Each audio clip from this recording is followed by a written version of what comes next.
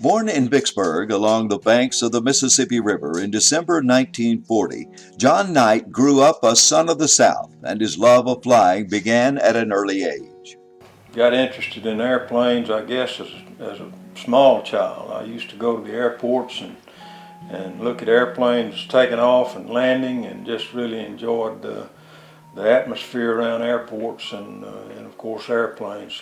Maybe even the first ride was probably in Texas. My dad worked for Tennessee Gas Transmission Company back in those days, and he was interested in airplanes as well. He was not a pilot, but he worked for a pipeline company and did a lot of flying on pipeline surveys with a pilot.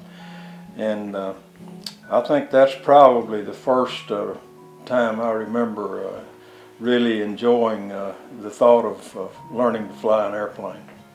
John Knight attended high school in Star City and later attended the University of Arkansas at Monticello.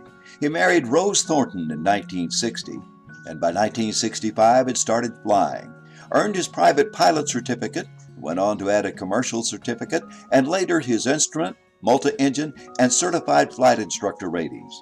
In those early days, he worked part-time as an ag pilot, flying Super Cubs and Pawnees. He also flew wildlife surveys for the U.S. Fish and Wildlife Service, as well as charter work. And was stationed at Fort Knox at the time, and was assigned to a combat engineering outfit. That outfit was responsible for building temporary airports for light airplanes, liaison airplanes, and really, again, sparked my interest in learning to fly. We'd build the airstrip, the engineering outfit would build the airstrip, and then the pilots would come in and test those strips with light airplanes.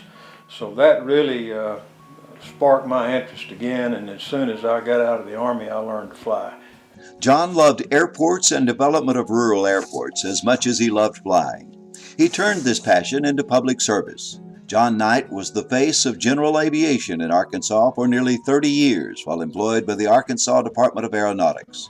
Under his direction, Arkansas aviation and airports moved forward with millions of dollars of new construction each year.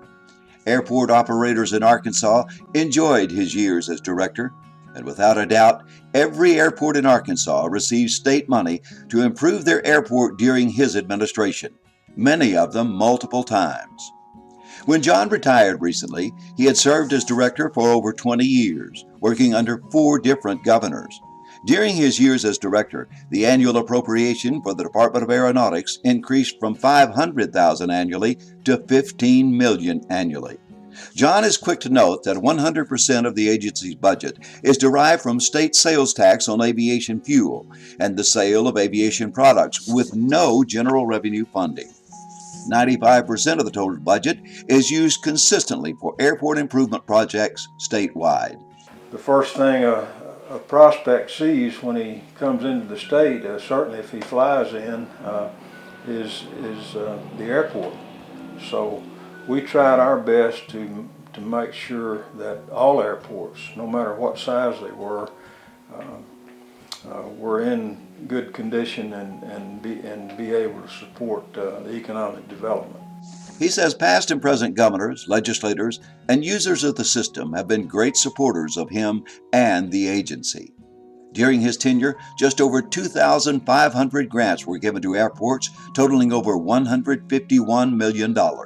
This really, to me, is about airports in Arkansas. We've got a great system, and I just think that the recognition needs to be to the airports and the airport managers in the state of Arkansas that's done such a good job in keeping their airports viable and ready to support economic development along with our help.